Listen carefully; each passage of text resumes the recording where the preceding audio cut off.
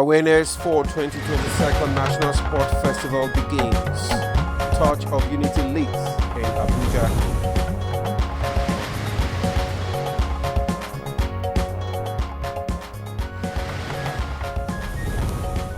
Bill to make Court of Appeal final appellate court in governorship, legislative, assembly election petitions scales second reading at the House of Representatives.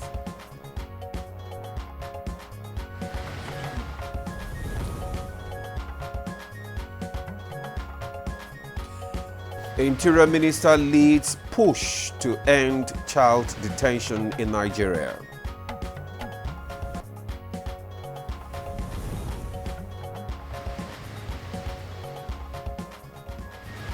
And on Good Morning Nigeria today, we shall discuss electoral offences in Nigeria.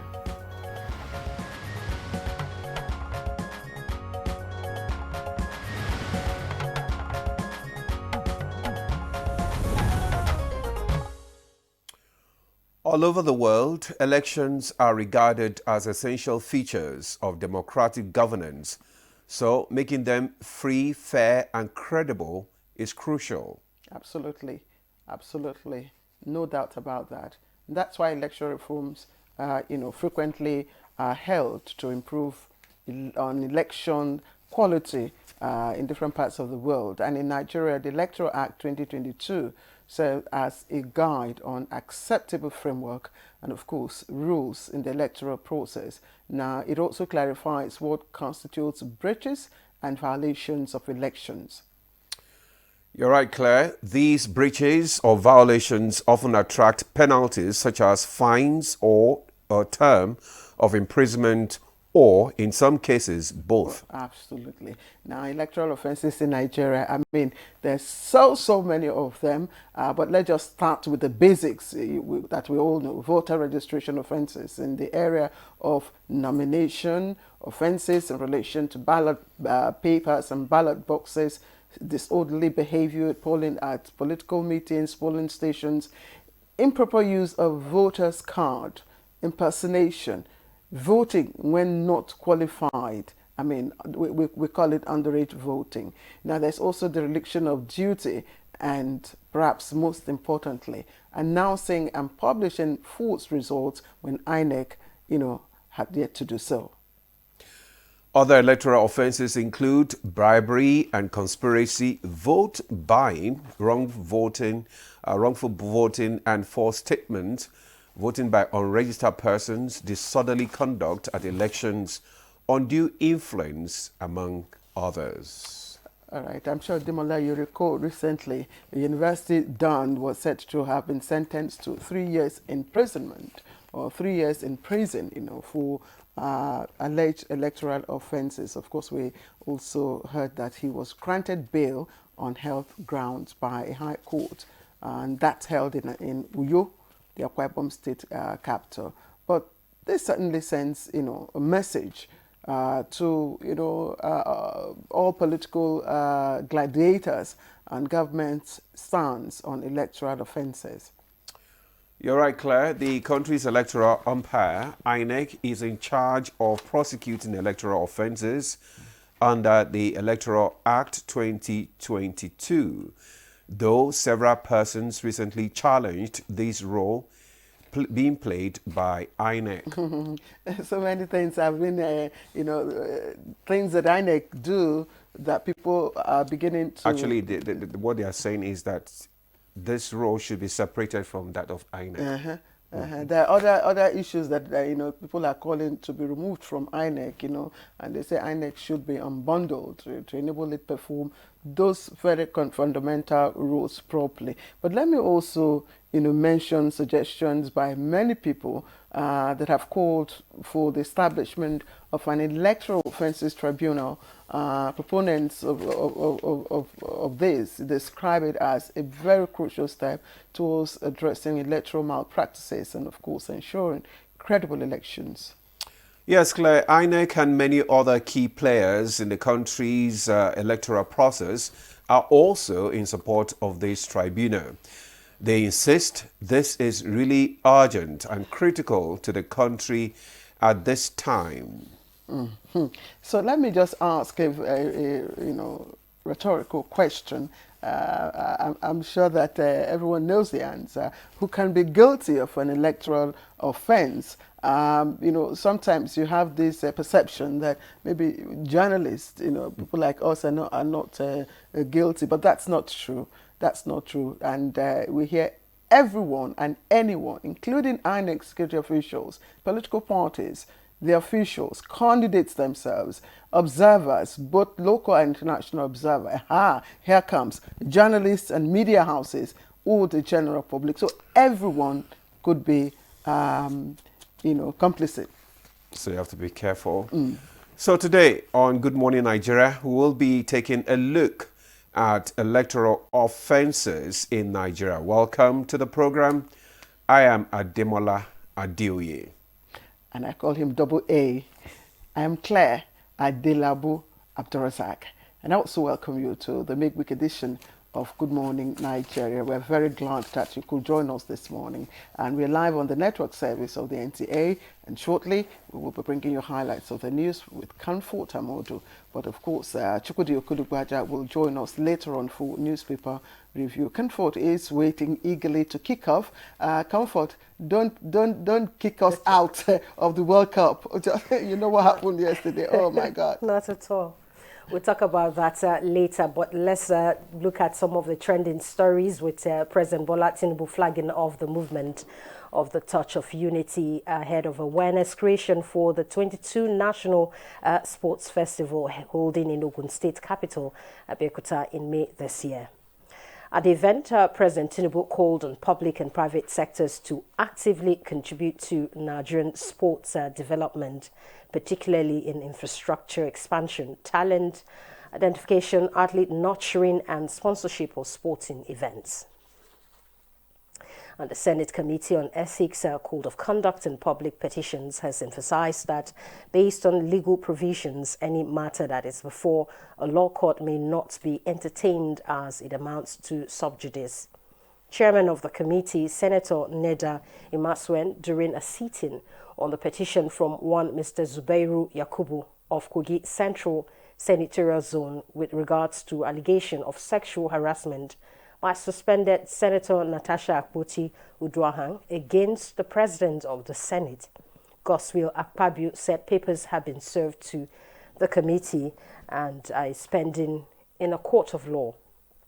Also cancelled to the wife of the President of the Senate, that of the petitioner, members of the committee, and a former minister, Obi Ezekwesili, were at the sitting of the committee.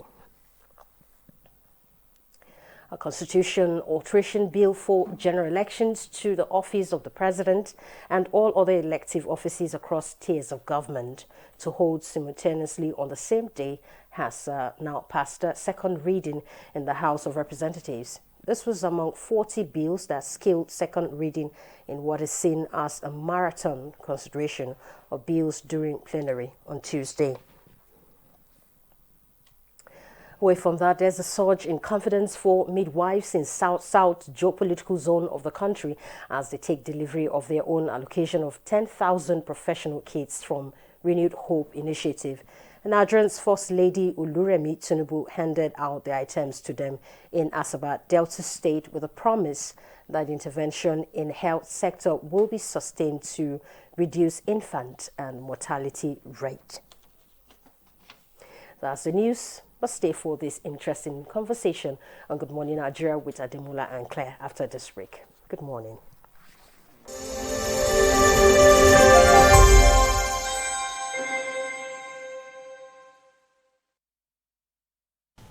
I am Oluremi Tinubu, the global and national Stop TB champion.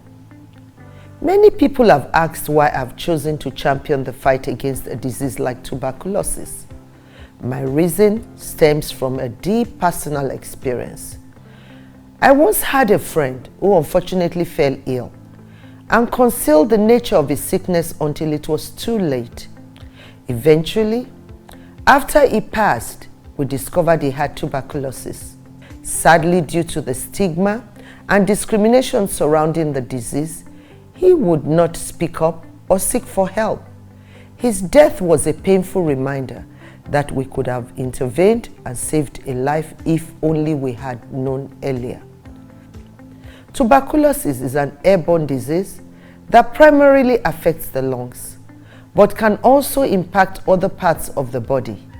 Being airborne means anyone, regardless of their social economic status, can contract it. In Nigeria, one person dies of TB-related illness every 7 minutes, amounting to 206 deaths every day. Globally, one person succumbs to TB every 25 seconds, which is a staggering 3,456 lives lost daily. These deaths are entirely preventable because TB is curable if detected and treated early. If you or someone you know has been coughing for 2 weeks or more, coughing up blood, experiencing night sweats, or losing weight drastically, it might be TB. Please visit the nearest government hospital or primary healthcare center for proper diagnosis and treatment. TB treatment is free in all government and some private health facilities.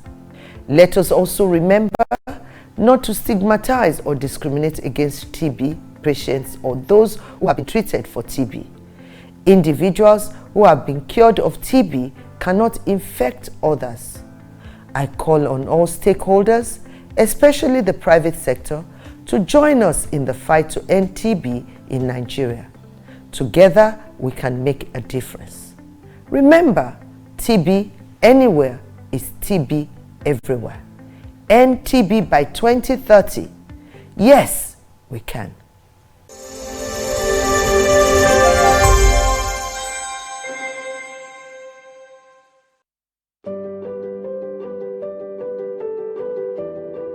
Have you heard the news? The federal government of Nigeria, through its direct benefit transfer program, has started the disbursement of 75,000 naira per household in 3 installments of 25,000, 25,000, 25,000 naira. Each recipient must have a validated national identification number, NIN, to receive the payment on behalf of their household members. To benefit, your household must be in the National Social Register of Poor and Vulnerable Households in Nigeria. The federal government's direct benefit transfer program is helping to reduce the effect of suffering while promoting financial and economic inclusion for the poor and vulnerable population in Nigeria. Afambo Geneka, Ebim Nagara Dimawa Village, Abuja, Nazo Afeba. So Esom Nandi register na NSR government register with my NIN. So government we use ATM card.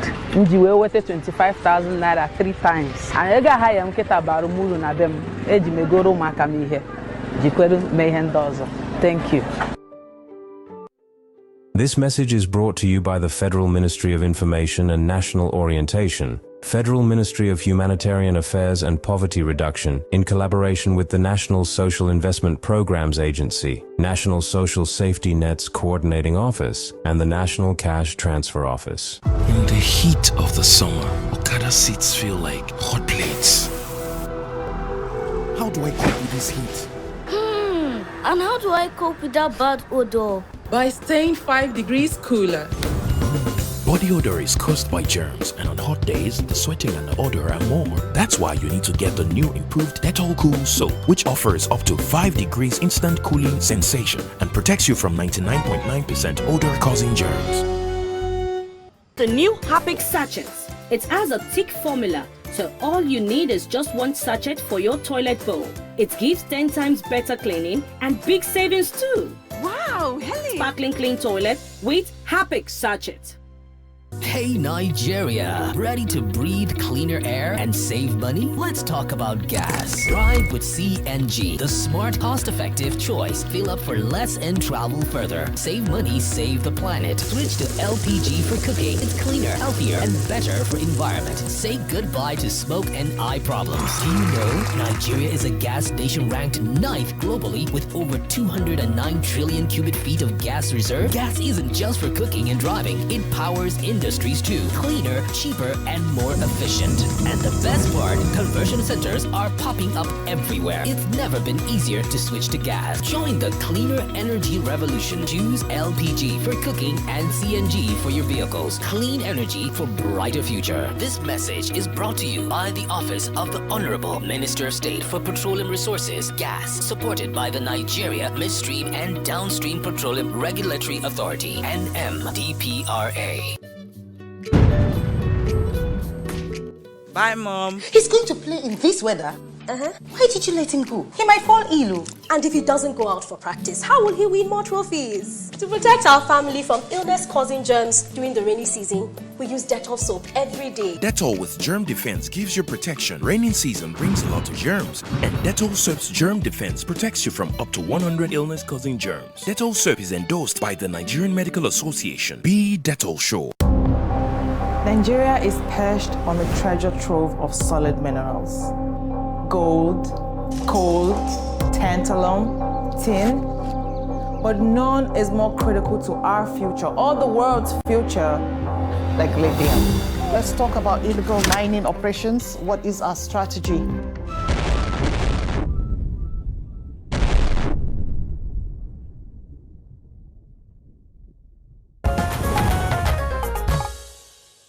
Thanks for staying with us. You're still on to Good Morning Nigeria, other network service of the NTA. It's now time for newspaper review.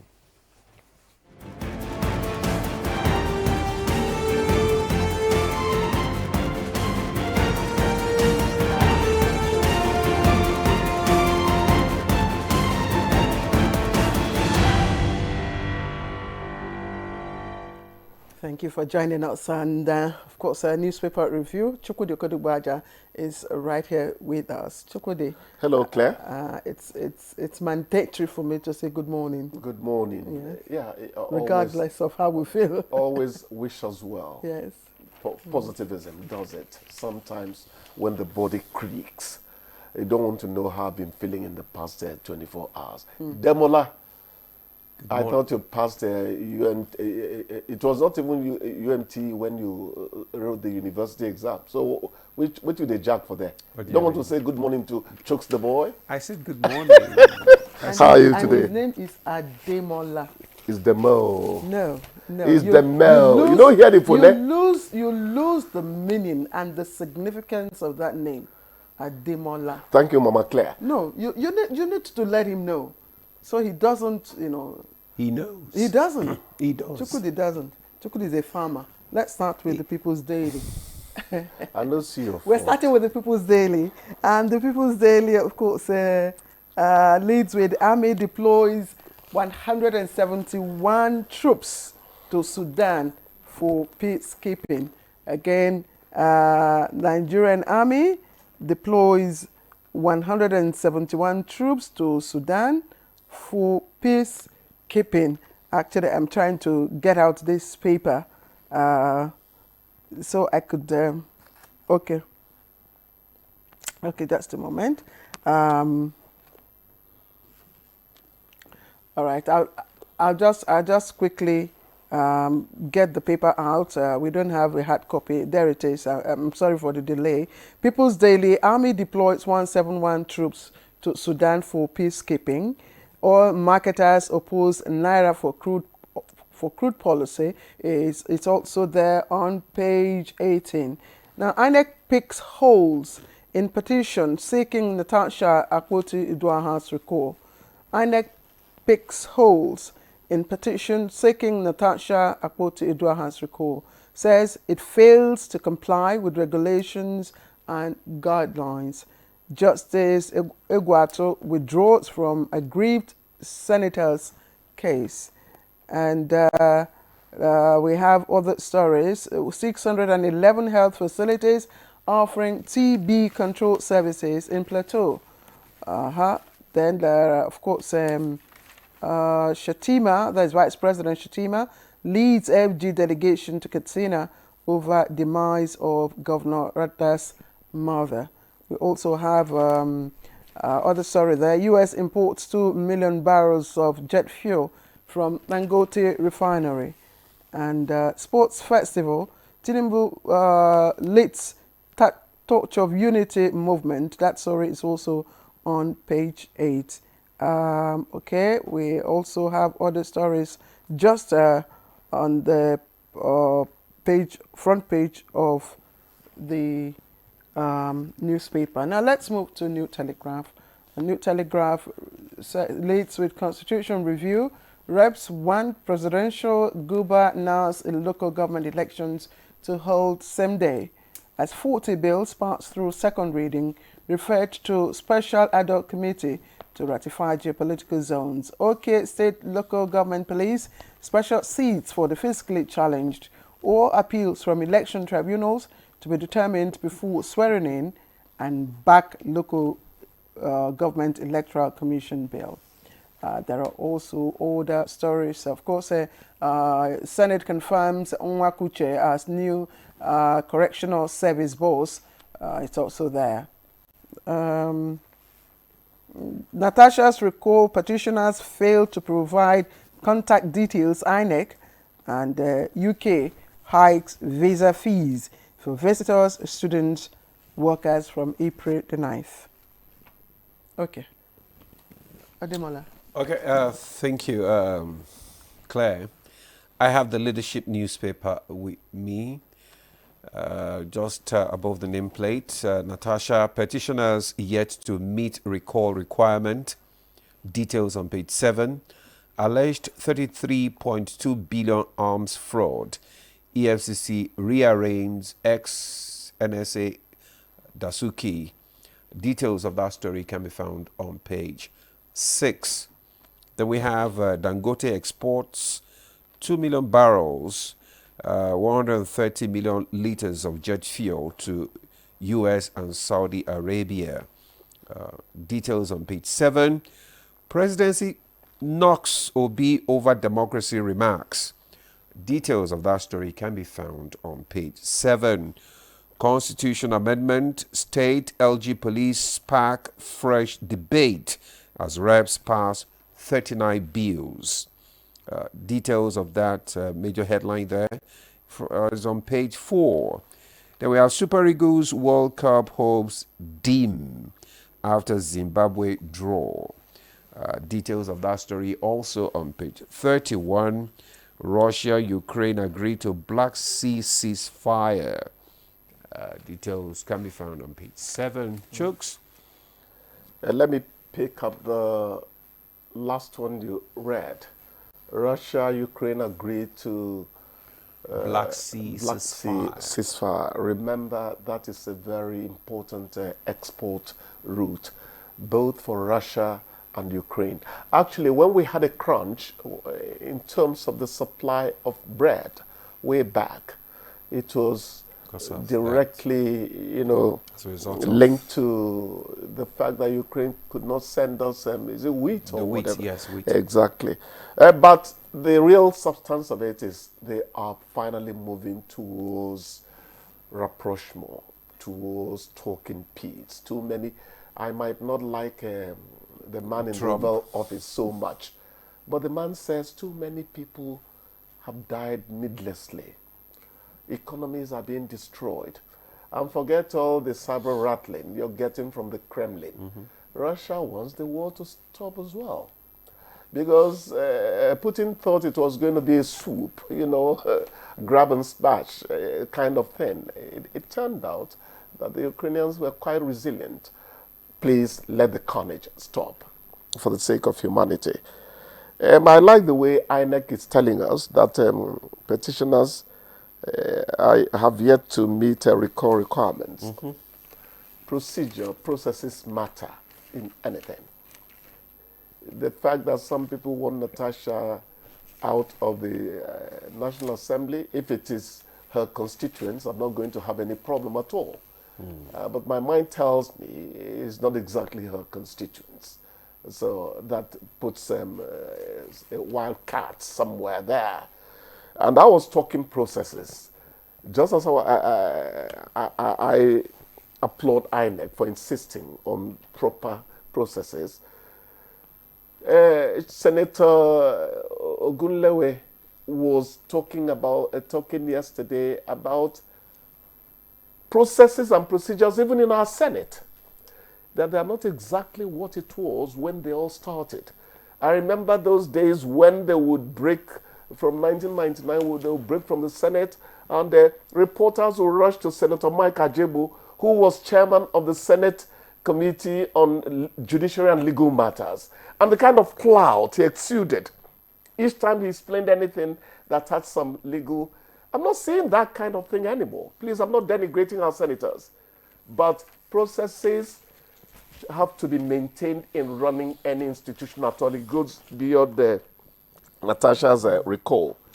I'm happy you said your mind. So my mind. That's my opinion. That's a personal opinion. Yes. That those who the names, on the recall paper list, are not members of our constituent. Yesterday, someone, I think the lead, recall, constituent was on the TV to justify, their actions. So, well, again, this is out there in public, Bernard, so it's an unfolding drama, it's an unfolding debate. Let the drama play itself out. But the issue is INEC has come out to say there is, a lacuna. Of course, and that the petitioners have not provided detailed information regarding the contact of those. I hear it's not a question of gathering signatures from one hall. That it actually has to be from. The Constitution is very and the drafters of our Constitution. I mean, we all always call them the wise men. They know these things would happen, so they didn't make it quite easy. Exactly. So it is like we say in our local parlance. It's not momoy. You must go through the routes and prove that yes, these are real constituents, that are engaged in this recall process. You join them in pronouncing route as route. The Americans are taking you over. Well, it's okay. It's an aside. I'm sorry. Dangote is exporting 2 million barrels, 130 million liters of jet fuel to U.S., Saudi Arabia. Aramco is even being linked to Dangote, in spite of the fact that they're in the Middle East. Even in the world, the Saudi oil giant is. Look at how this man is putting us on the map of the world. I'm looking at that as a great promotion for us. What do you think? Yeah, it is. It is. It is. It is. It is a wonderful promotion for us. The export to Saudi Arabia specifically. I'm glad in as much as, it means FDI for us. I mean, of course. Yes, in as much as it's foreign exchange for us. Big deal, Claire. Yes, it's a big deal, and as long as that comes in, it's fine for us. But I don't know if you deliberately avoided the lower riders to the Natasha's recall. Senator Nweboin Ezekwesili in verbal war at hearing. And I see that a lot of people are just debating whether the way the former minister, spoke was actually an insult, or was it just an English phrase? Because when you say, "Oh, Chukwudi, shut up," it's not an insult. It's not an insult. How do you mean? No. It depends on the in context. Africa. No, listen. You want me to tell you the story of one Benin man that went to visit his brother in UK, one of the man's sons called him James. If I'm having an argument, and he told me, shut up. You can call your father. No. It depends. Again, it depends on the context. Let's not talk about. You have just said it now. Yes, that's what I'm saying. Context. Yeah, that's what I'm saying. Let's not, discuss it out of context. So it depends on the context. If I say Demola, shut up. No, that's not an insult. She's telling you to shut up, and you're taking it light. That's not an insult. Okay. That's because it's a friendly remark. But when you say that is in the context. Shut up. If we are having a friendly discussion. Yesterday I was praising Osimhen's 2 goals. No, I don't want to talk about it. No. I said I was praising his 2 goals Director, against Rwanda. Can we dismiss Chukwudi? Well, don't come again, no. It's time to wrap up. Zimbabwe. Chukwudi tomorrow. We'll see you tomorrow. I don't want to talk about Zimbabwe. Goodbye. Let's take a short break. She's Zimbabwe shy. The Nigerian national flag represents our country's history, culture, and identity. It was designed in 1959. The colors are Emerald Green 2.0, which represents agriculture, and Immaculate White represents unity and peace. Know how to handle our flag. Illuminate the environment or don't fly the flag overnight. Do not fly a dirty or tattered flag. Take such flag to the nearest National Orientation Agency office for proper disposal and replacement. The national flag can only be flown at half-mast on the directive of the federal government.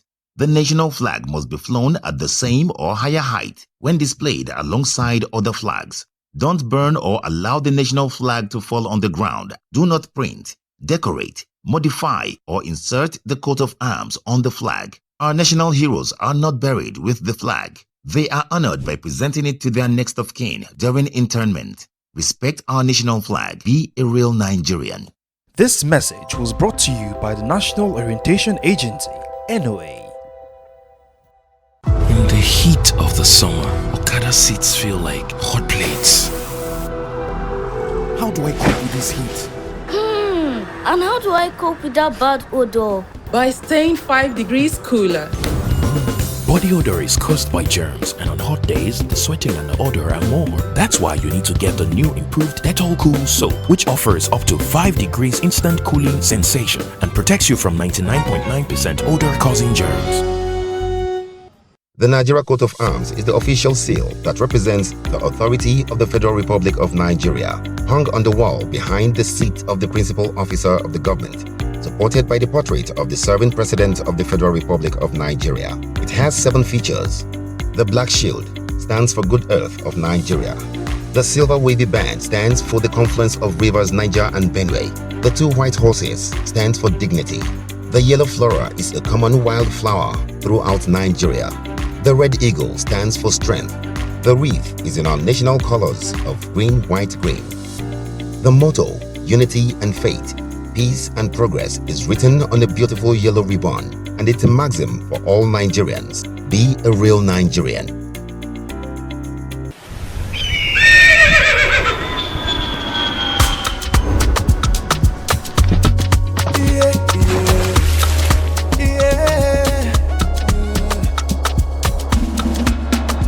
From the Atlantic across the savannah to the Sahara, we rise, a land of the free, we know they tire.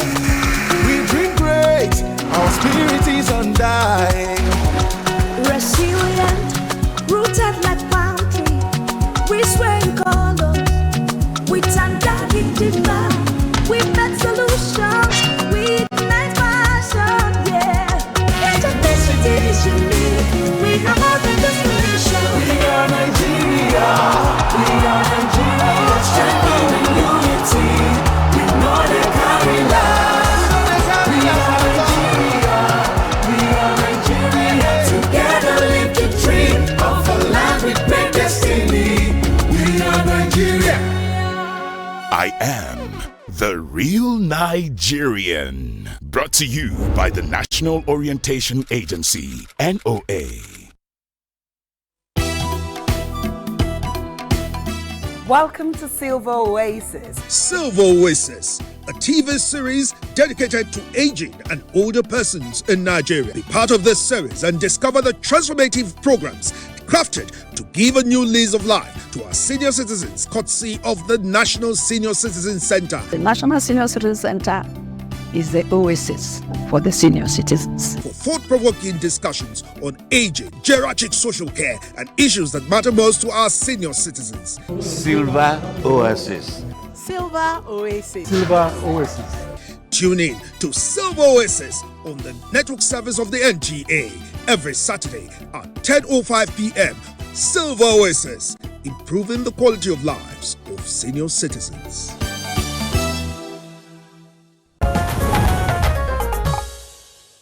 You're watching Good Morning Nigeria and live on the network service of the NTA. We're having fun here just before the start of our conversation. But again, let's begin with background report.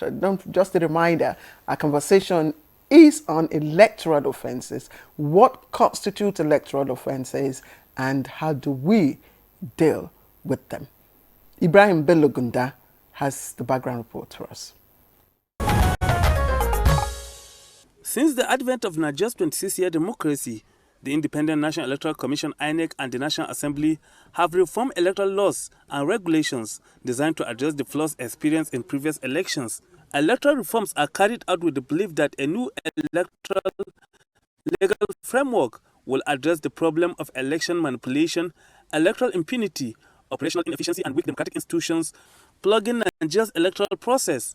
The Constitution of the Federal Republic of Nigeria 1999 as amended, the Electoral Acts as amended, and the Independent National Electoral Commission (INEC) rules and regulations constitute the legal framework which regulate Nigeria's electoral process. However, breaches or violations of some of these provisions often attract penalties, which on conviction may be a fine, a term of imprisonment, or both. Any conduct, action, or inaction which is prohibited by the Constitution or the Electoral Act and a breach of what attracts punishment is called an electoral offence. Of recent, one electoral issue that has continued to generate discourse is the process of recalling a legislator in Nigeria, as the Constitution makes provision for the recall of members of the National Assembly and State Houses of Assembly in Section 69 and 110, respectively.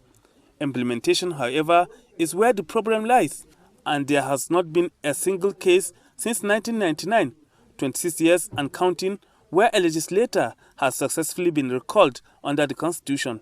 The recall process in Nigeria can be segmented into three main parts: submission of a petition signed by more than 50% of registered voters in the legislator's constituency, verification of the signature by INEC, and the conduct of a referendum. How effective has electoral reforms been in Nigeria? Do electoral breaches or violations attract the necessary penalty? What is the process of recalling a legislator in Nigeria? These and more will form basis of discussion on Good Morning Nigeria. Well, thank you, Gunda, for the background reports. Seated in the studio, we have Ezenwa Nwago, Chairman, Partners for Electoral Reforms. Ezenwa, good morning. Good morning. Thank you for having me. Okay, good to have you. Also, we have in the studio, joining us, Barrister Adamu Mohammed, former Majority Leader, Kogi State House of Assembly. Honorable, you're welcome. It's the pleasure of being here again. All right. Thank you so much. Good. Yes, and I'm glad I'm the one introducing our guests joining us from Benin. It's been a while since it left INEC. Uluwole Osaize Uze, immediate past Attorney General of Edo State, former Director Legal and former Director Voter Education and Publicity, INEC. Of course, he joins us from our Benin studio. Barry Sauze, it's good to see you again. Good morning. It's such a pleasure to be here. Thank you for having me. All right. Okay. Yeah, okay. Let's just kickstart with Ezenwa. I mean, from all the happenings that, you have observed being an electoral person, can we say that the electoral process has actually been made any significant progress since the Electoral Act of 2020? 2022, right? Okay, yes. 2022, yeah.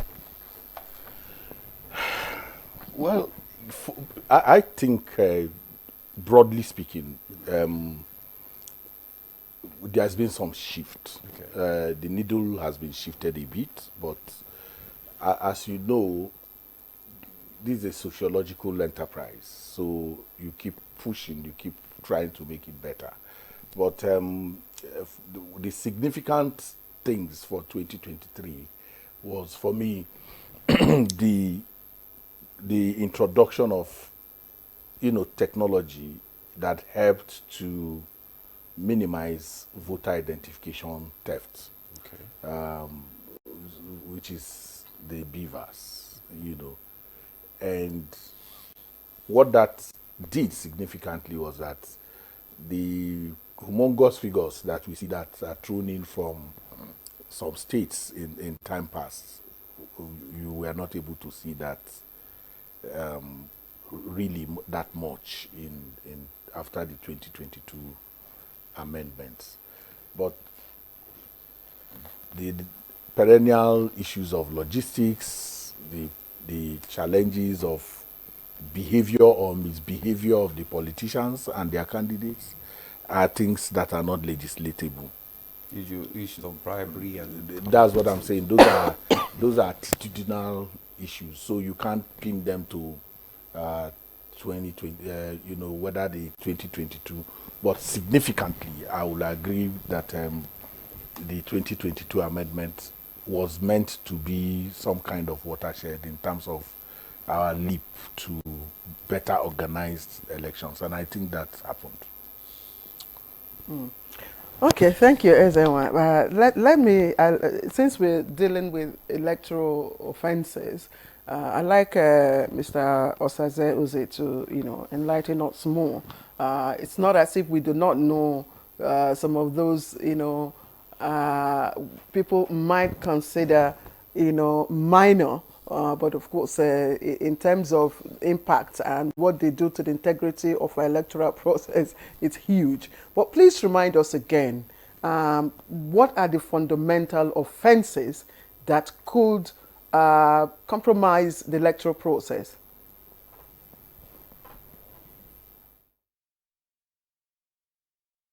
Thank you so much. The Electoral Act, Part 7 of the Electoral Act deals with electoral offences.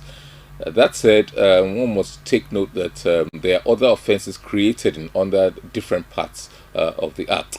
And each offence is important, each offence is it's an offence basically, but Part 7 contains quite a number of things, and they deal with things like offences relating to registration. For example, if you register more than once, if you have in your possession more than one voter's card, all those are offences.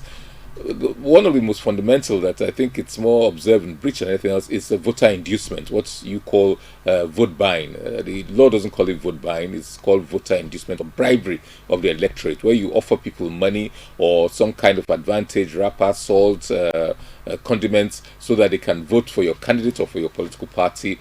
That, I think, it's one of those things that we've not really been able to address effectively. It's still, in almost every election, we still see quite a bit of it.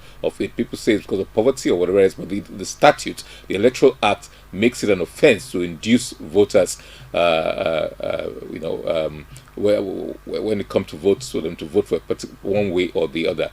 So you have other things like a blowing of siren within units,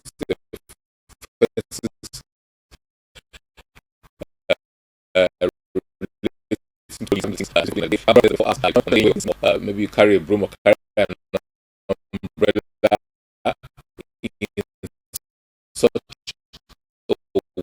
way that you're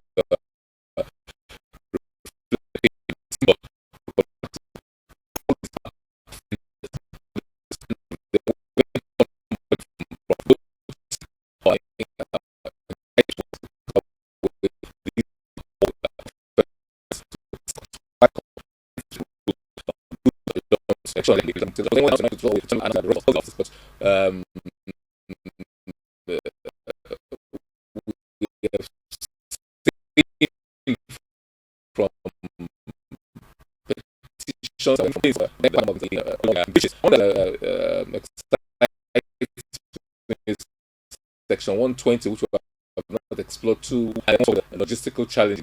Now, if you come late, if an official, polling official, or even a security agent, if you come late to your polling unit, that is an offense. It's called a delinquency. Any official who comes late or who derelict his duty one way or the other commits an offense. That's Section 120 of the Electoral Act. That has not been explored too well. I can't recall anybody who's been charged under that section, for example. So these are just a snapshot of some of the offences that are created by the Electoral Act. And don't forget that although these are Electoral Act offences, there are also other disorderly conduct that polling units, disorderly conduct at election rallies, all the offences. But some of these things are also offences under the criminal code or criminal law of the various states and under the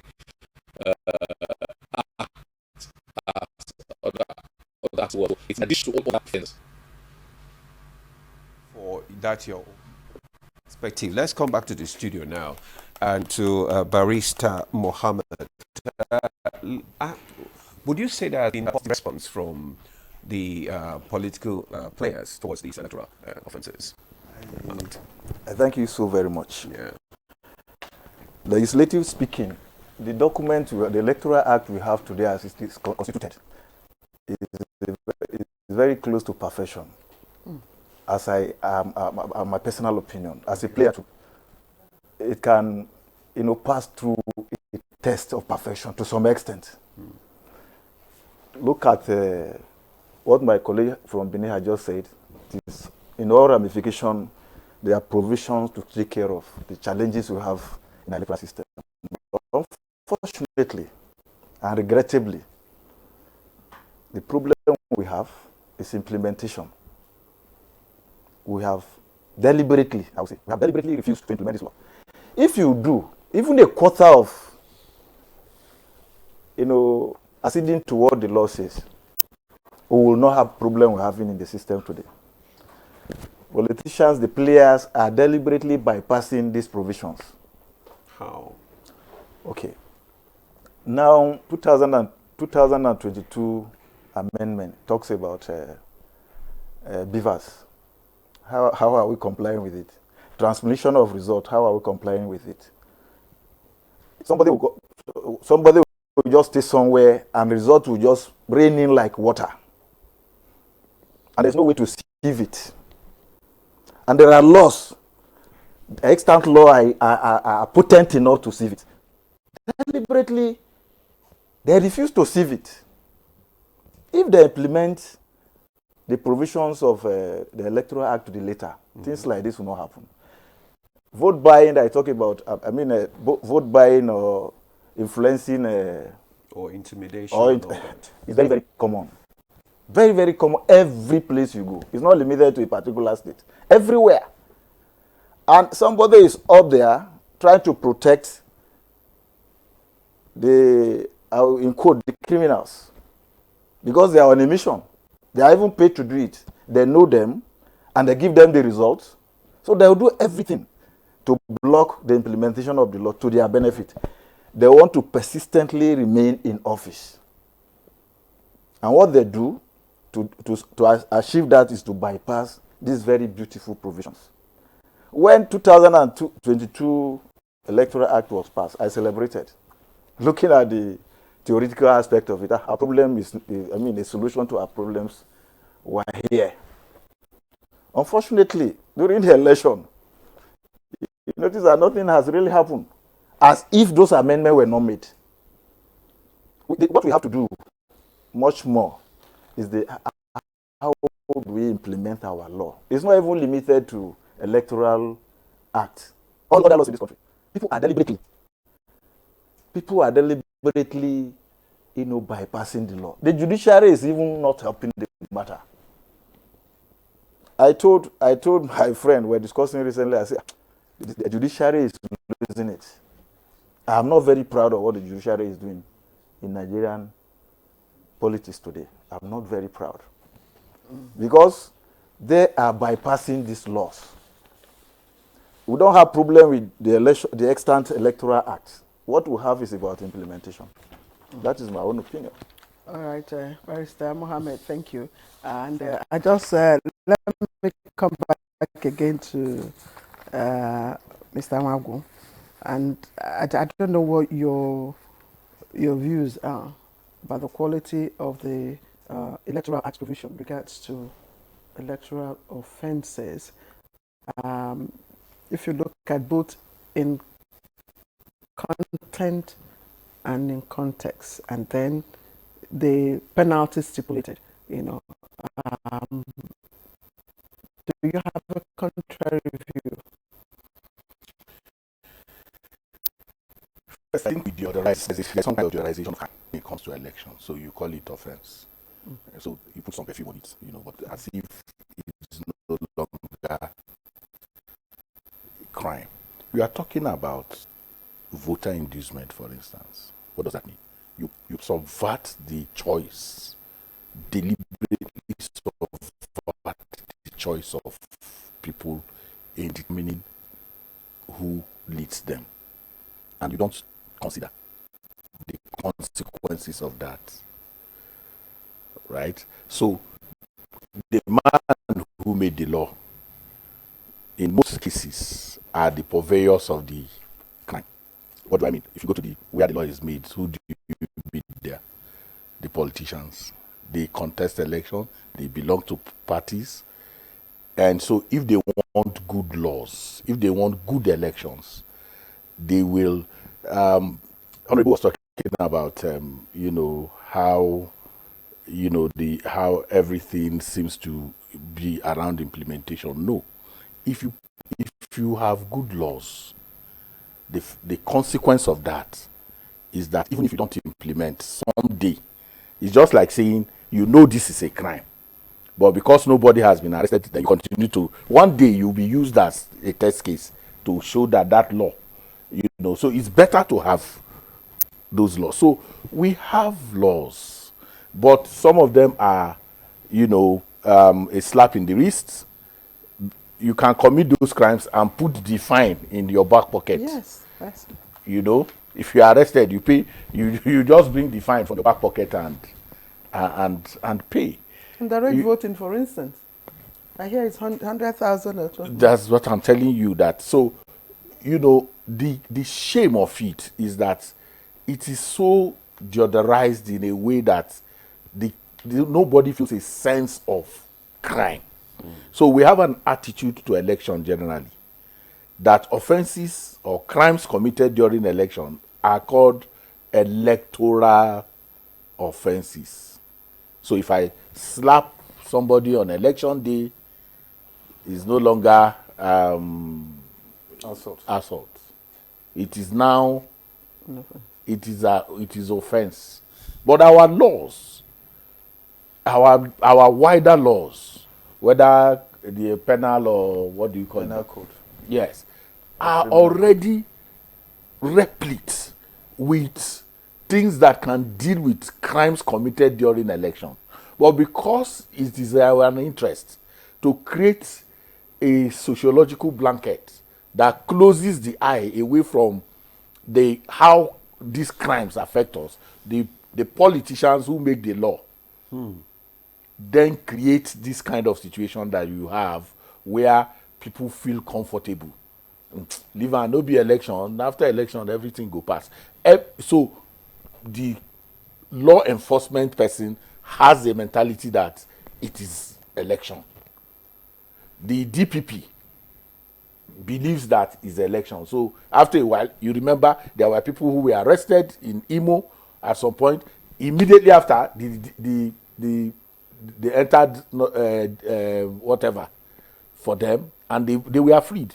So our attitude, we first need to change our attitude to crimes committed. So because when you go into the substantive breakdown of what constitutes a crime, if you have observed the election where the communities provided canopies, people come and sit down, write their name down in open glare, write their name down, eat and then food and drinks, which is treating.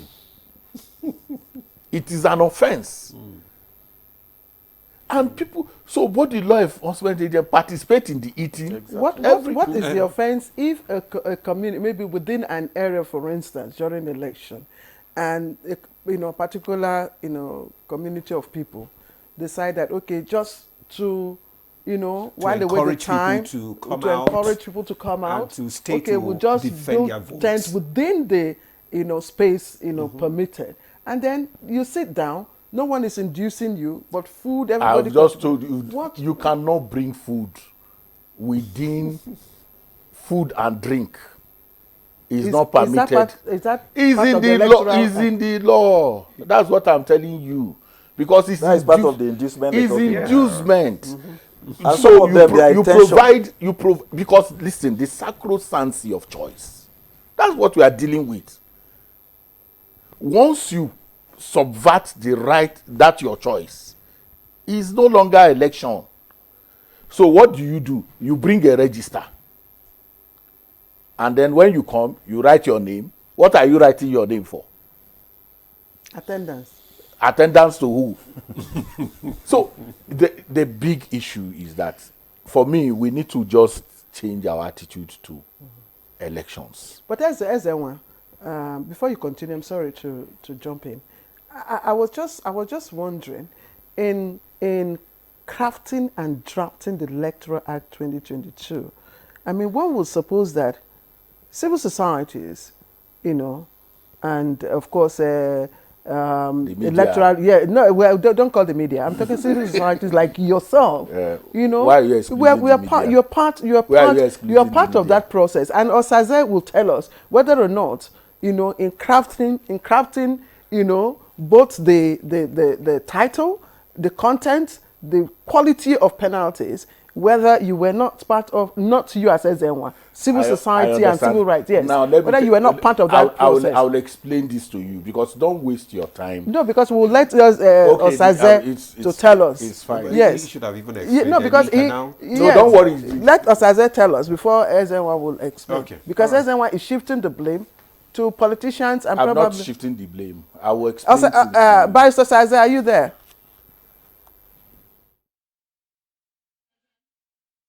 Yes, I'm here. Thank you. Well, I think in the consideration, both in conceptualization and in the execution of the process of birthing the 2022 Act, there was wide consultation. There's a series of seminars, workshops, series of meetings, series of consultations between the executive, the legislature, INEC, civil society, even the media. Apart from the quarterly meetings which INEC used to have, I think still does have engagements with the media and civil society. The National Assembly itself had public hearings on this bill. There are very few bills that have received the kind of widespread consultation and inputs from civil society, from political parties, from all stakeholders as the Electoral Act of 2022. Very, very few indeed. So to answer your question pointedly, yes, there was widespread consultation, and all segments, all critical stakeholders had their say in getting this act passed. Yes, I'm back. Yes. Watch what the former Attorney General said. Consultation. That's where your see. You cannot go beyond your reach, beyond your role. There is somebody who has responsibility. Look, we want to do this. We want to do this. These are rituals. In the legislative treadmill, you come and play a role to fulfill the conditions necessary for making the law, which is that there has to be public hearing, there has to be this and that. You have to bring. Have you seen the quality of public hearings? Have you been there? But civil society is also supposed to hold INEC accountable. INEC does not make law. Why INEC does not? INEC is the law is made to guide INEC. INEC makes suggestions as a practitioner. Okay, you are here in NTA. You know what goes on. But if you go to NBC, you are making a suggestion to NBC. The ultimate responsibility to make regulations lies not with you, the practitioner. It lies with the person. So it is your experience that you are going to take to the practitioner and say, look, I have, but ultimately, who then makes the regulations? Who then makes the law? So the point I'm making is that for civil society, many times people give us roles that we don't have. And sometimes there is even an arrogance that comes with our role. We feel that we can do much more than, where the role that we have, allows us. What we are given in the period of lawmaking is to appear in public hearing, submit a memorandum. Okay? When you have done that, they go into the business of making law. Then it shifts from you to where? To assenting, where the president agrees or doesn't, and you know what happened with the Electoral Act. 6 times the president refused to sign that law. Eventually, even the members of National Assembly, many of them do not know what was signed. So I don't want to go into the nitty-gritty of it, but I needed you to appreciate that. Don't give people roles. You give them, you wear them robes that they don't have, and maybe it is you that assume the arrogance of rules, because you did say it. No, that's what I'm saying. That sometimes we even begin to feel that there is something after all your English. Okay, you have a role. You are not a member of the National Assembly. Okay, thank you. Okay, Barrister Mohammed, some people have actually raised the issue of the need to unbundle the role of INEC in this. For instance, they said that according to some report, lack of separate electoral offences commission with powers to arrest, investigate and prosecute electoral offenders has hindered efforts to hold perpetrators accountable. What's your view on that? I think I should accept with that. And INEC has a lot of responsibility already. They have a lot of responsibility. I'm aware there was a bill for Electoral Offences Commission. I don't know whether it has been passed. There is always a resistance to making this particular law because of the interest I told you about. My friend here is an advocate.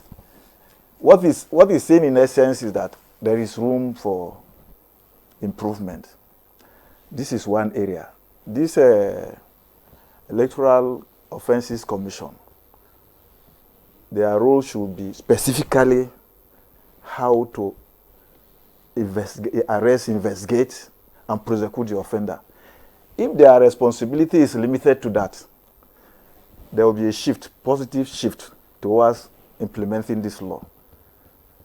The major problem we have now, according to my own personal view, is not with the context or the nature of the law as it is. Okay. The problem is with the implementation. This school of thought are in line with my own position that if you do that, there will be their only responsibility to implement this law. And to some extent, it will solve the problem we are facing. I agree with them entirely. Okay. Thank you, Barrister. Sorry, yes, I want to bring in Osaze, and I'm just trying to get the penalties, and I'm wondering how those penalties and the fines were arrived at. For instance, in terms of vote, just a moment, in terms of multiple and underage voting, penalty attracts a fine of 100,000 naira or 12 months in prison. Ballot box snatching and destruction, just 24 months in prison. And vote buying and bribery, which you talked about earlier on, as very fundamental, which we have not been able to address. Now, those courts face a fine of 500,000 naira or up to 12 months imprisonment. And this is what, as everyone says, I mean, these are punishments that you could just put your hand at the back of your pocket and then pay off. How did we arrive at such a ridiculous, fine?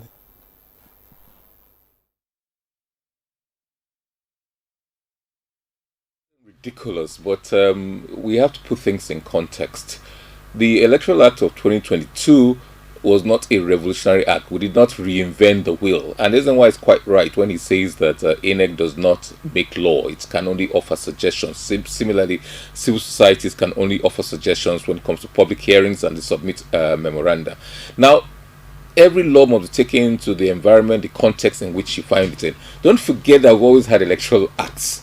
We had the 2000 Act, the 2022 Act, the 2021 Act that was significant portions were nullified by the courts. So we had to have the 2002 Act.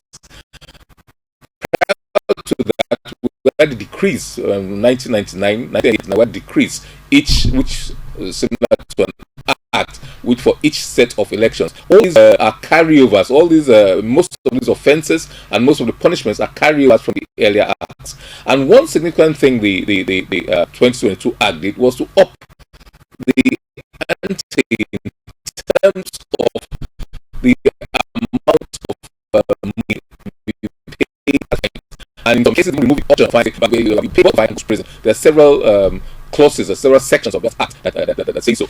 So if you destroy ballot papers, for example, there's an offence, but compare it to what you have in the criminal code or in the criminal law of some of the states of the federation, you'll find out that there are similar punishments. The idea sometimes is that, well, if it comes to election day, it should be more significant, there should be higher punishments. But these are things you find in all your penal decisions. But don't lose the trend that sometimes it is not so much the fine you pay that can be the stigma of having been convicted. You're not an ex-convict. You're not sorry. If you're convicted, for example, for an offence involving dishonesty, let's say in an election like the other time, you are disqualified from contesting elections. So that is the significance of making penal provisions. 500,000 for voter inducement for certain classes of people is significant. For what I might term the retailers, those who go to polling units and pay, many of them are the foot soldiers. For a multi-millionaire, a billionaire party leader, it may not be anything. And that is actually our challenge, is to go after the wholesalers, to go after the people who bring out the money from the banks, not those who distribute it. There are several layers of distribution. So we're not going to go to the retailers, the people who are in the polling units. We should go for the source itself. 500,000 might not be much for them, but if you are able to apprehend those retailers, those people in the polling units who are 30,000, then if you they know how to do things themselves. But for them, it's the fact that it's conviction and there are certain things you cannot do. There's a certain stigma that attaches to being an ex-convict. So for libel, for example, you don't have a reputation. So even if I've libeled you, if I've defamed you, and ordinarily they might give you 100 million naira, they say, look, you have been defamed, but you have no reputation. You have no integrity because you're an ex-convict. They'll give you 1 naira, a symbolic peppercorn fine to say that, look, this is what the value in the eyes of society, in the eyes of the law, in the eyes of people, of the public. This is what you are worth because you have no reputation. So that is a significant part of it. And the issue is, I think the challenge more is enforcing these provisions, challenging, getting people to face trial and convicting them. And if I may just go a little bit and retrace our steps a little bit and talk about electoral offences. Yes, that's correct. If you look back, the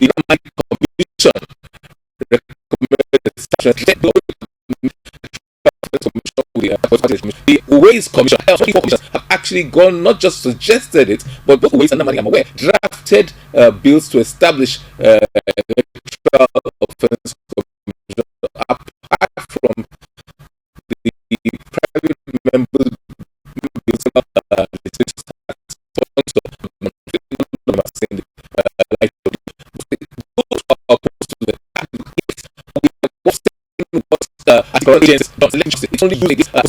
And I have personal experience of that happening a great deal, even in my state. Those who are opposed to electoral offence commission often raise that as an issue, that how do we guarantee the independence of such body, and how do they go after also those who have benefited and are in power? How do we deal with those issues? These are the kind of conversations we carry now. Also, just a little more on that, and I'm wondering what the what the objective of the fines may be. The fines would probably serve as a deterrent, but in this case, the weight of the fine that we see provided by the are so simple and so I don't know,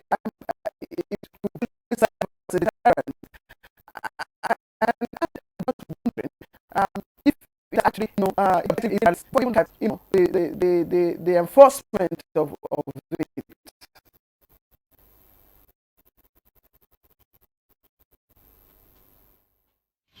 Well, it depends.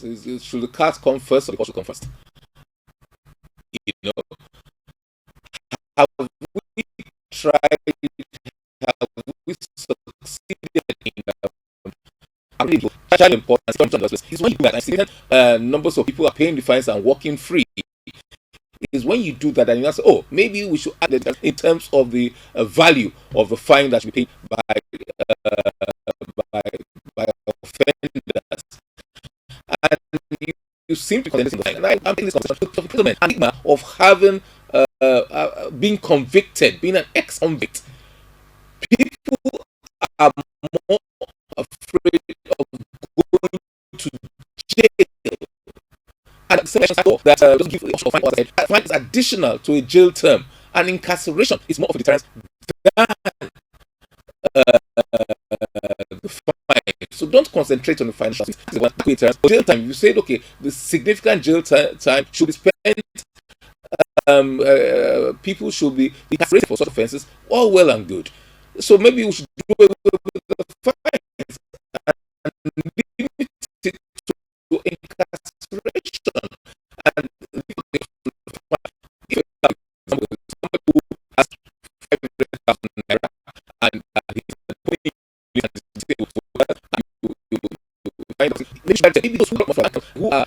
who are given at constituency level, central district level, maybe those are the people that you have to say. Most of the time,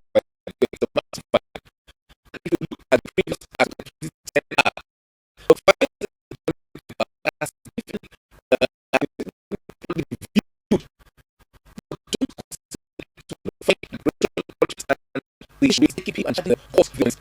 And then the second part will now address that part of this fines enough.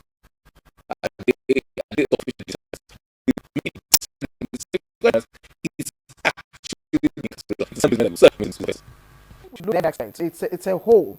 I mean that's why they are there. That's why the Electoral Act provided for those fines. If we don't look at the fines and then we look at the enforcement, then we're not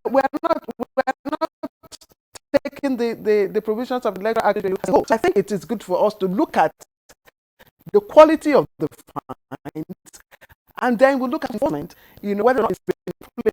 We look at what to do. You talk about the issue of stigmatization and all that. There is one particular issue which I want Ezra to speak on. You were going to comment on what the barrister said the other time concerning that unbundling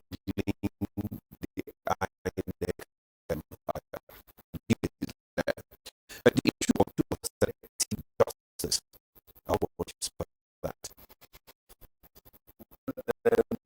I think we did some actually excited about the Electoral Justice Commission. I used to be very excited, especially when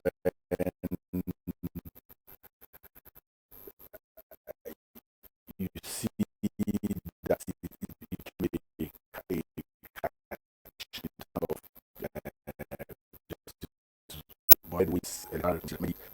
with move electoral value, all of those commissions. But I just point out how quickly we are always interested in our sourcing as its job. The Police Act and Honorable and the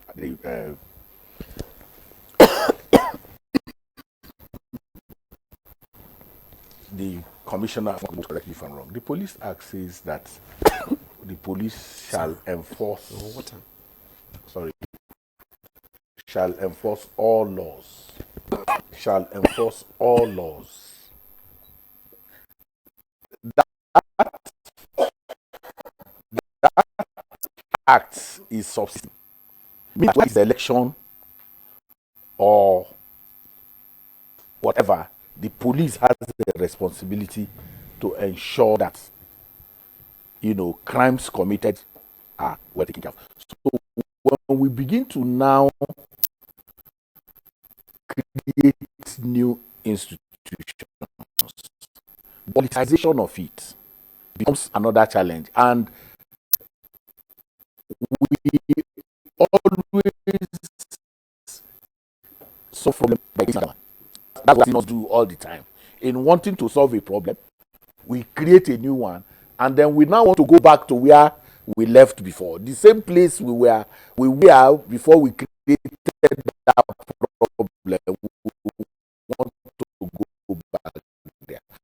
So my sense is it possible that resource the police in a way that helps them to prosecute crimes committed. Because no matter what, somebody, the current regime of most of our people in Nigeria is that the politicians do that.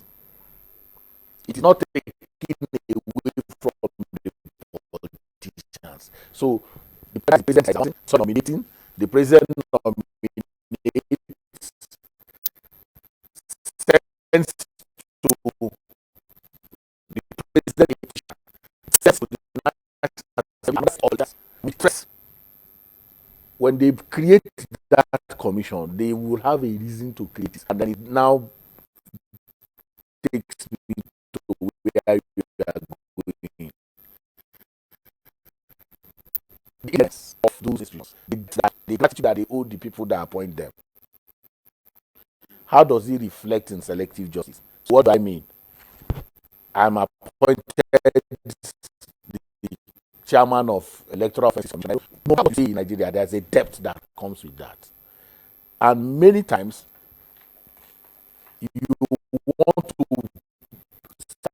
satisfy the people, the agents that brought you there. So at least we know that the police has wide powers under the law. Is it possible to create an electoral police? This is just a thinking. I mean, we used to have railway police, a department that's for the commissioner. Those guys that was following the rail. I know as a young person growing up, we used to follow train from Zaria to, whether from Zaria to, Aba. Along those corridors, if you come, the railway police arrest you. They have their,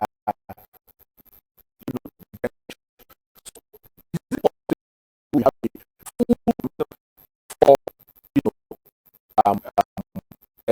so that's the case of how we run even offenses. For instance, you deploy policemen during elections. Some of them are brought from outside of their cities where they are. Against an offender, after apprehending the offender, they hand the person over to a lash and go back. So the commissioner, is it a standalone or under which institution? No, it will be a police. Okay. It will be under the police. Yeah, it will be so you don't create one about police. You know that you want a new institution that will not go to what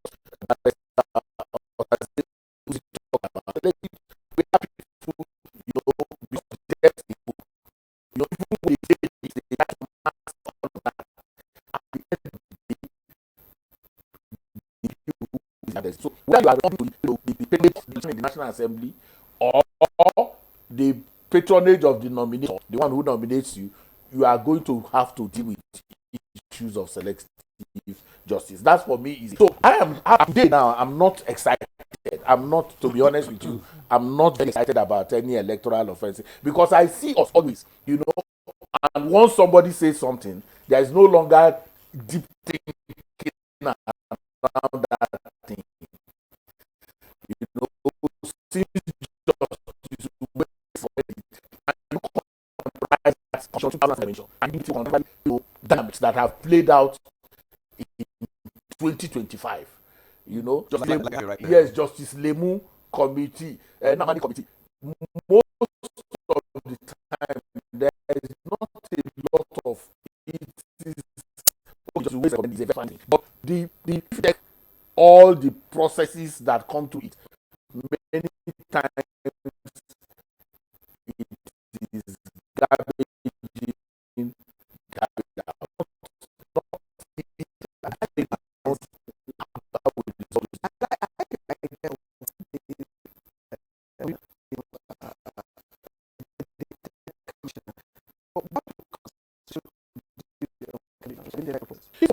What you have, but Susie can correct me if I'm wrong. You have a directorate of legal whatever. The police will to INEC. No, so the question you ask is, what is the budget of that directorate? The budget of that directorate is with one senior, the whole budget of the directorate. One senior advocate of Nigeria would have it, bring it out to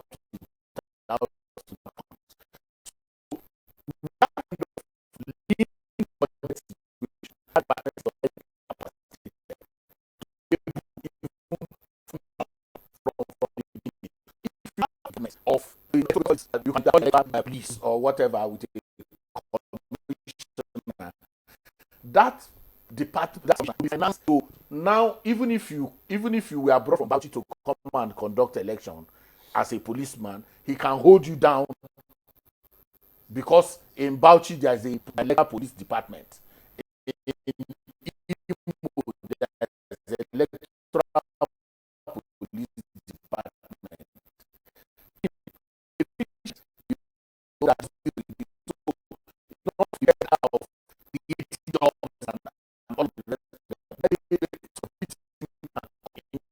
Because people will not be void of politics.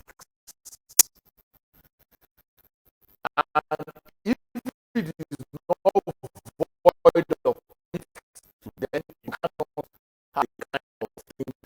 People are talking about politicians and find a more neutral platform. I want to create another who creates National Assembly. So if they are in coming into that, it is because they are afraid. The politicians themselves have a fear about creating, because they are the Pharaoh that does not know Joseph might come to power and they become victims of what they created. So it is, you see that Honorable is a politician. I don't know the hue of the politician, but I think he's a progressive politician. They are always thinking about dubious advantage. So if you have people who consistently think about how to gain advantage, you understand, making a statesmanly law, making a statesmanly institution is not something that is in their. But even your fears about even your fears about the Electoral Commission Tribunal, yes, the office of the Commissioner of Police, it's will not also be foolproof. I said whatever my position. I said whatever fear you have of police. His thinking is very ingenious. Yes. But unfortunately, from the grapevine, I heard that even INEC has the same problem. INEC have the same problem. When a PA to a governor is appointed as INEC commissioner, and tomorrow he will go and serve his August interest, it's happening. Now, we are in the state of anomaly, really. The problem in our hand is massive. But we shouldn't be afraid of that to try to solve the problem we have. One person will come one day. We discussed this issue, I think about a few days ago. I told my friend, I'm a Muslim. There's a part of the Quran that God says that in Nemal Usur Yusra, it's after difficulties, there will be ease. That is, there is light at the end of the Exactly. tunnel. It is only God Almighty. It's a divine responsibility. Something will happen tomorrow, but we should keep on making our own efforts. People are scared of the police more than any institution in this country now. If you are giving that responsibility to the police, they will say hallelujah. If you have a new commission, at least they will try to impress the world. We are doing our job. The first election, the second election, before the infiltrate. But what you said about Pharaoh and Moses, is very, very possible. I don't know why that bill, they did a second reading, I followed it. It died. Because they are afraid of that Moses in Pharaoh's house. You know, in politics, they are progressive really. I think I should be I cannot be judging my case. There are things we did when we were there. People are not doing now. I'm even afraid to go into politics. Because the excesses, the extremism they're going to now is scaring. If you think about this life, you think about that too.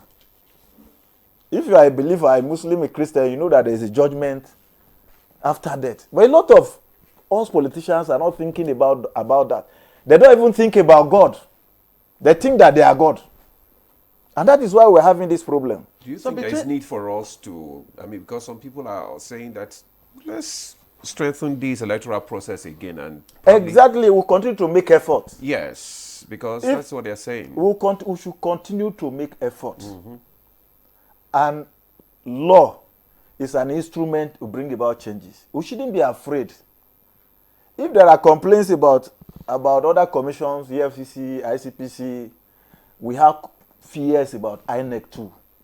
Some people say that they are not fair enough. They are only fair to the government in power. So, Barrister, I'd like you to quickly, in 2 minutes before we take our break, to clarify between the commission, which has been suggested, and the Office of the Commissioner of Police, electoral matters, which Mr. Wangwe is suggesting. I want you to clarify the pros and The police is overburdened already. The psyche of Nigerian masses about the police is a problem. How many offenders have been arrested so far in the last election? Arresting. He said some people were arrested. They charged them. A commissioner brought a nollie to stop These are the problems. I don't know whether there is one singular or 2 or 3 persons that have been prosecuted. Yeah, no. And that is my preamble. Our problem is implementation. Forget about the fine. That you have been convicted is enough. It's not about money. It's not a money-making venture. It's not the money that scares them. It's a conviction. As a politician, anybody that is active, those boys they are sending, they want to be councillors. They want to be appointed as supervisors. If you are convicted, the implication is that you can't be councillors any longer. They will be scared. If one person has been used as an example, it is enough restraint. If you say we'll be scared of, like that is the problem we had about police, state police too. There is a fear that the state governors will. This is a problem of a country. I think the fine and conviction should be a strong deterrent. Once we combine both of them, they fear. A politician. I agree with you completely. I agree with you. But the issue is that this act was passed in 2002. There was election in 2003. There are other some regional elections. 2022. 2022 election was 2023. Isn't it? There were some other regional elections after that. How many people have been arrested? How many people have been prosecuted? How many people have been discharged? How many people have been convicted? There are convictions in Kano. There are people who have been, but it's far. That is it. It's far in between. But the bigger question, which I think Honorable is addressing, has more to do with attitude. Until that, you see, you can be saying whatever. If as I told you now, okay, NBA. We will come back to that attitude issue after this break. So I will take a break now. After, we'll continue our discussion. Stay with us. Your currency unit is the Naira, while the minor unit is the Kobo. They are both in notes and coins. The Naira is more than just a medium of exchange. It bears the images of our heroes. So, stop abusing the Naira. It is a criminal offense to spray the Naira at events. Stop stepping on the Naira. It's not your enemy. Do not squeeze, ruffle, or write on the Naira. Handling the Naira with dirty or oily hands can deface the Naira. Love the Naira as you love yourself. Be a real Nigerian. Do not abuse the Naira.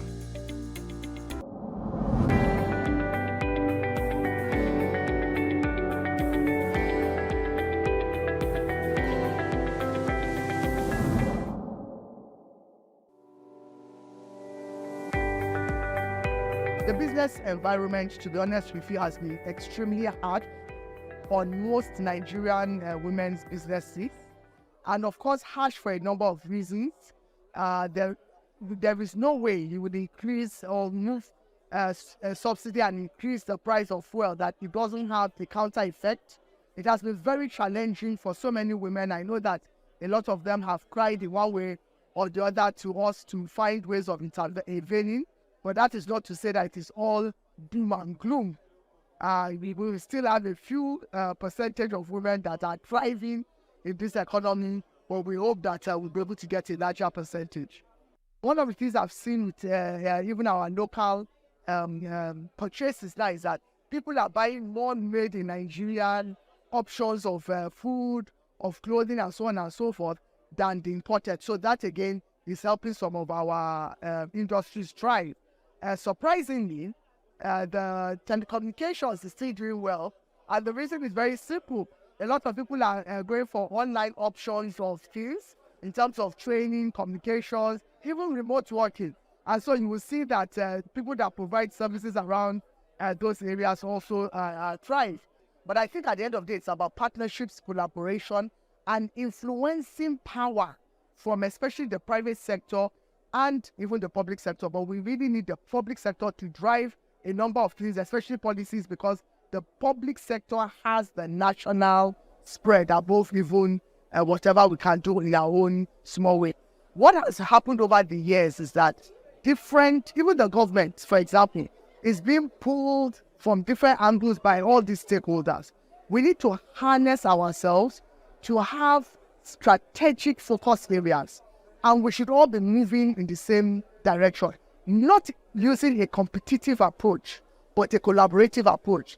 Secondly, in collaboration, we need to move with large clusters of decision makers. Instead of, the process of reaching out to individuals is painstakingly long and it takes time. And so we need to engage these stakeholders on a larger platform. I think it's very important to identify where you can get help in your own little way. And one of the things I've realized is that when you operate in silo, it is difficult for you to lift yourself out of the situation. Identify ways you can do what you are doing in a simpler way.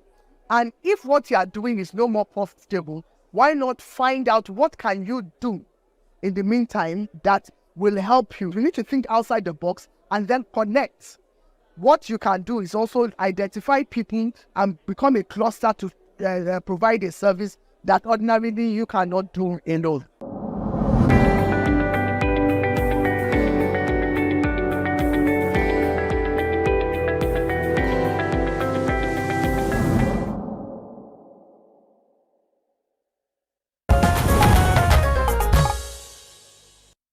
Thanks for staying with us. We are still on the discussion of on the electoral reforms or electoral offences in Nigeria. Okay, before we went on leave, on break, anyway, you were talking about the need for us to change, have this attitudinal mindset change. So can you just... let's the elasticity of what you call offences, electoral offences.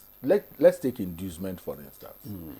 What does the law say? At what point does the law recognize inducement?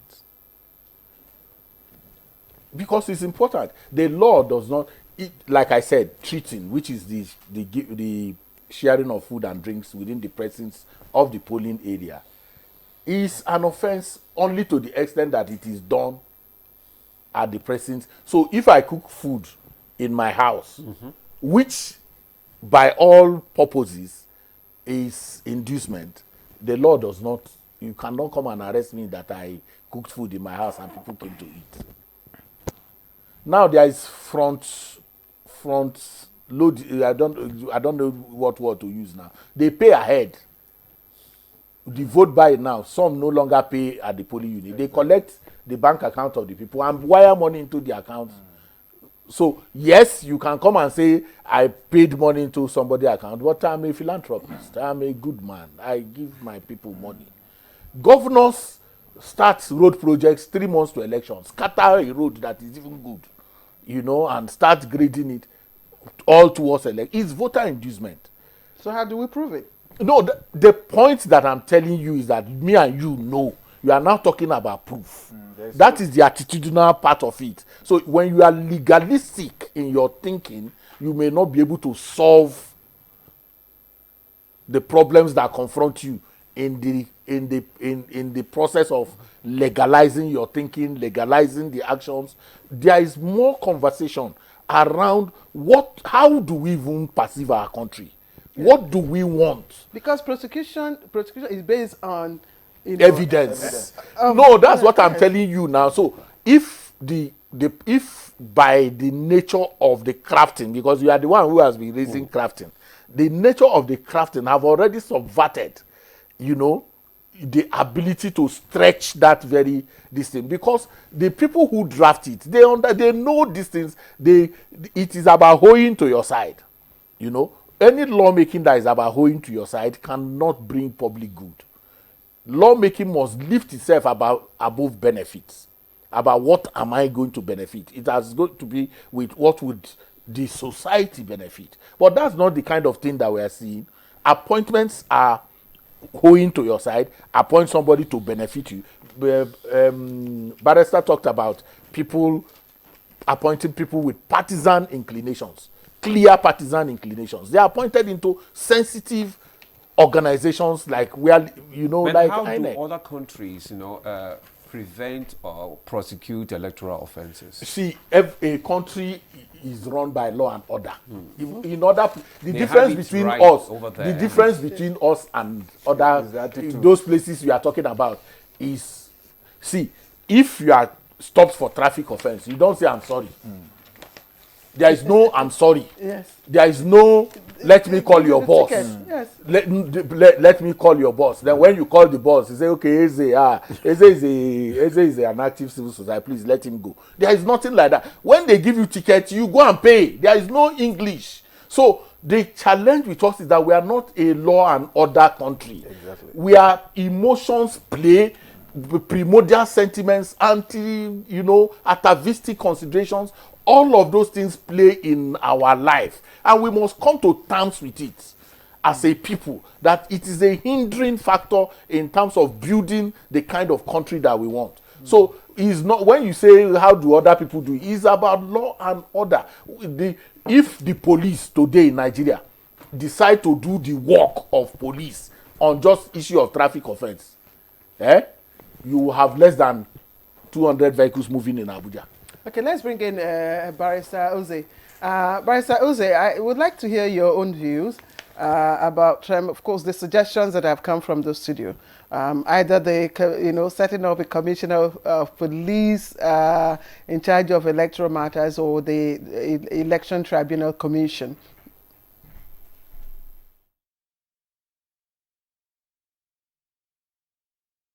Two issues. The tribunal is slightly different. The tribunal deals with the adjudicatory part of things. It deals with trying of offences. And yes, some think it's fanciful. It's a suggestion that has been made that should have special courts. The tribunal deals with the adjudicatory part of the equation, while the commission will now have powers to arrest, powers to investigate, and powers to prosecute.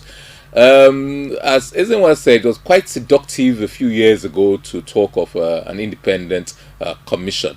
And if you ask the average policeman, he will tell you that, look, there's no need for ICPC, there's no need for EFCC, there's no need for civil defense, and there's no need for road safety commission. All those are basically functions of the police, and the police can handle all those things. So we go back to what led to the establishment of these agencies? Was it just a job for the boys and girls, or was it as a result of a lack of confidence, or was it as a result of the wide span of the police, and they were not as efficient in dealing with certain things? So it's the jury's out as to whether you should have a separate entity or not. But don't forget that INEC itself has also been at the forefront of calling for establishment of a special offences commission. But the truth of the matter is that whether you give that role to the police or whether you give it to a separate, distinct, independent agency doesn't really matter. The fundamentals are still there. Why it's so seductive to call for independent agencies these days is because of the perception of the role of the police. People have lost confidence in a lot of our state institutions. In any state where you have, like my own state, for example, do you know how many commissioners of police we've had in the last, especially in lead up to the elections and immediately after? In almost every state where there are going to be elections, you have 5, 6 different commissioners of police in the space of less than 1 year. And take a vox populi. How do people perceive the police in terms of their impartiality, in terms of their independence, in terms of their professionalism, especially when it comes to generally, but more specifically when it comes to election duties? The governor is the chief security officer. He calls a security council meeting, and the commissioner of police, the brigade commander, and people like that are all part of that. And people see this and say, they're talking about how to secure things, when the governor in many instances is the chief perpetrator of electoral. He's the godfather of in terms of those who are going to try to rig the elections to maintain his hold on power, either for a second term or for his preferred candidate to be there. The truth is that the attitudinal issues have to be addressed. Unfortunately, it's not something we can address in one year, in 2 years. It takes a much longer time. And but people are clamoring for a change. Whichever way it is, there should be a strong, independent force. It can be in the police. It can be situated in the police. And we in advanced countries or in more advanced democracies, you do have equivalent of railway police. You have campus police. You have all sorts of arms of the police force, all under a general umbrella of securing society. Unless and until you have decent, independent-minded people who will do the job as envisaged under the Act, you're going to have problems, whether it's with the police force as it is, or whether it's about an independent agency. I think Barrister Mohammed made reference to something like that, that look, if it's a new agency, independent agency, they will try to impress the public. And, well, history tells us, history validates this position. When road safety started, everybody knew they would not take bribe. Especially on that showing card, they would not take bribe. They would not do this. They were very, very professional. Are they still so today? I'm not being critical of these institutions, but I want people to decide for themselves. Civil defense, did they impress when they first established, and are they doing what they're supposed to be doing? EFCC, what is the perception? And don't forget, look at the EFCC, for example. Why is it that just about every person who has headed that agency has not ended very well, has not ended their tenure and gone quietly, starting from the initial chairman of the commission, Nuhu Ribadu, the president NSA? How did he end up? His successor, Madam Waziri, how did she end up? Lamode, how did they end up? All of them go one after the other. How did they end up? And what is responsible? Why the serious turnover, and they leave office not in the way they themselves would have desired? I'm not criticizing them for any wrongdoing or anything else, but is it the politics? Is it the occupants? Is it the office itself? All these things are important things. ICPC, are they doing what they're supposed to be doing? What is the measure of their success? Have they achieved what they were set up to achieve? Do we need so many different agencies? Do we need more agencies, or we need to concentrate? You're talking of unbundling of INEC, for example. That is creation of more agencies out of the commission. And electoral offences is just one of them. There's political party regulation and supervision and superintendent. That is another part of it. Is it a question of the span being too wide for one agency to control, or is it inherent inefficiencies in all our systems. So whether you have it as a separate Electoral Offence Commission, as a separate agency, or as an arm of an existing agency, some people even suggested that a body like the EFCC's jurisdiction should be amended and then it should be expanded. They work with the INEC, for example, in trying to control vote buying now and movement of funds. And there are overlaps there. So it doesn't matter really, as long as you get quality and caliber of people, and it's professional, it's independent. They're not beholden to their appointing authorities. But that's a far cry from what the reality on ground. So this is important consideration. Okay, Barrister, what other strategies do you think can be adopted to actually, minimize these electoral offenses? Because we know it cannot be eradicated, but we can minimize it. The only way you can minimize it is to use the law. And these are the problems we are having with the laws that we have today. As my colleague here said, the problem we largely have is about our attitude. Besides attitude now? Besides attitude is the law. It's the only law that can bring about the change. We are in a democratic environment. It is the only law. It has to pass through all the processes of lawmaking. Like they are saying, INEC was just making contribution. They don't make law. NGOs, the same thing. They will be advocating.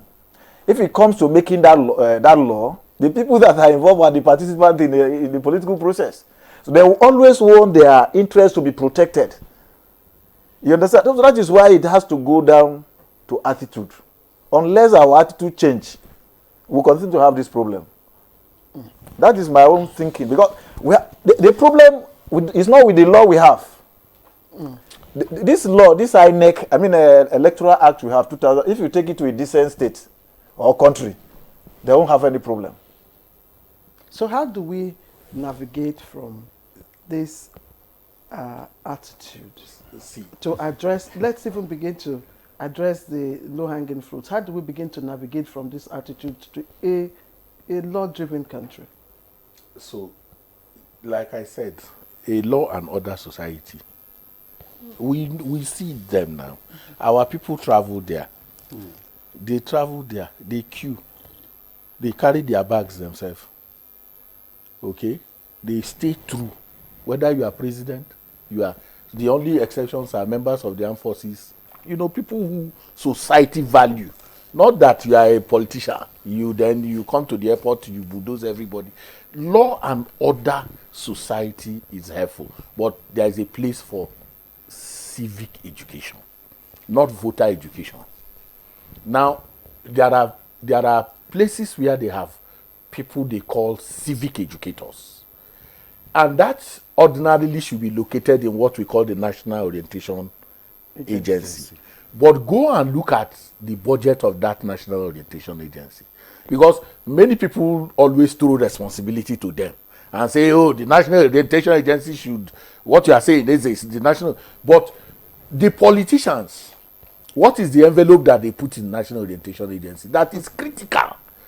These civic educators should be salaried people whose job is to unpack the consequences of what these things that we are talking about, whether they are voter inducement, whether they are law, and all of that. But we are not going to fund that agency. We will never fund that agency.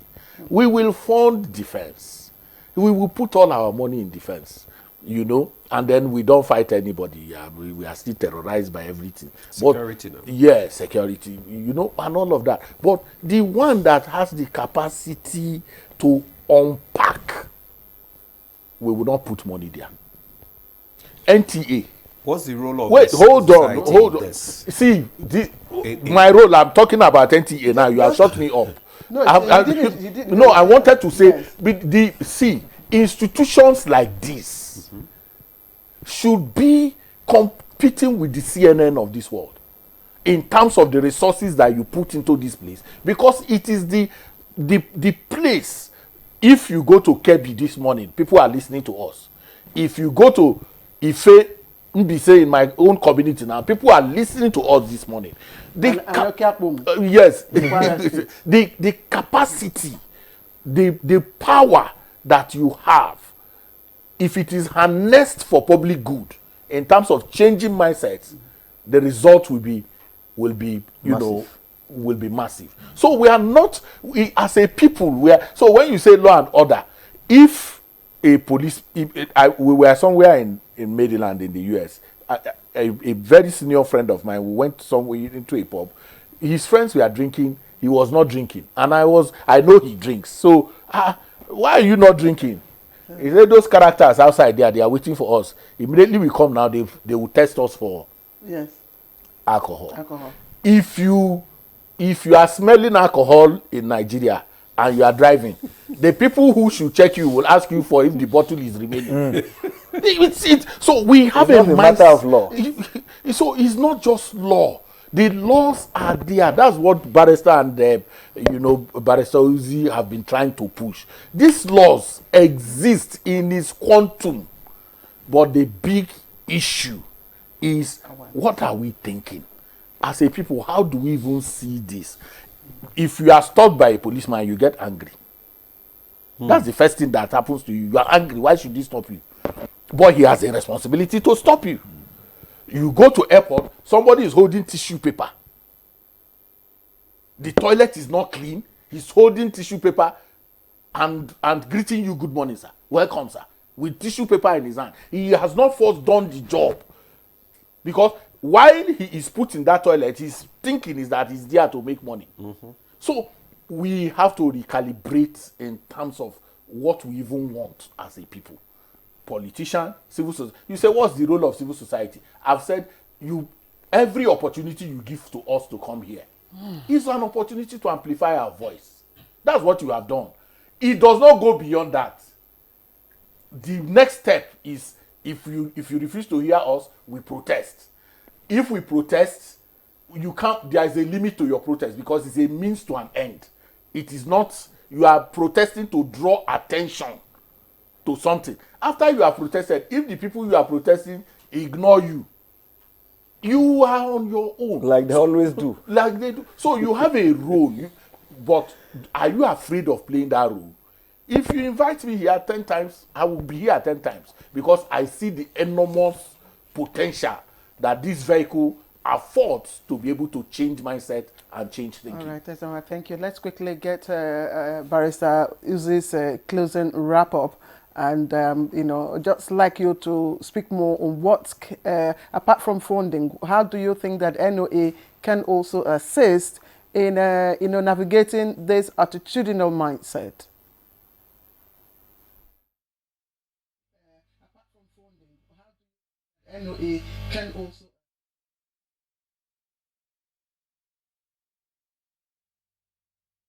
Thank you. It's very difficult for you to implement your ideas if there's no funding. So really, we must talk about funding. But the first thing I agree with you is to get the ideas going. What can we do to start changing people? And I think the leadership, the NUA should talk to the leadership. If we don't see ostentation amongst our leaders, for example, then people will now start arranging themselves. If they see, I remember a person who carries his briefcase and things like that, and he doesn't do what we call the big man, there's no big man syndrome and things like that. Leadership is so critical. People will tend to follow. And initially there will be some resistance, but I think with time, with efforts, and with these ideas permeating, we've got to have these ideas permeating our society. When we see our leaders, we try to copy our leaders. If you elect a councillor who you're walking around taking Uber together, and all of a sudden you see him building a big duplex and is driving the latest model of a Mercedes, then the wrong signal is being sent. Money is all okay. I want a share of that, and democracy dividend means give me a bit of the money, kind of a thing. So it's a long drawn out thing. It's not something that can happen overnight, but it's something with time and with proper leadership guidance and stuff like that, we can begin to see the light at the end of the tunnel. Leadership, it starts from the top, yes, and then cascade downward. Yes. So what is your last bit of idea? To build on that, in 2015, when President Buhari was sworn in, there was this phrase, body language. Temporarily, people were scared. They said the president's body language. Unfortunately, it didn't last long. If from the leadership from the top, we get it right, it will be very easy for everybody to fall in line. Apart from that, you look at the village you are coming from, you look at the traditional rulers in our villages, they have a role to play. If you check now, traditional rulers will not give chieftaincy title to a decent person if you don't have money. We have to start from there. Anybody that is being vested with a traditional title anywhere in Nigeria today, check. I'm a traditional title holder. I am too. I'm not I am. So you have money? No, it's a family thing. Oh, okay. It's a family thing. Because you just said it. Yeah, exactly. What I'm saying, my own is a family thing. You have less than 30 seconds. Okay. don't obstruct me. Another level we have to go is to the family. The family, like I have many children.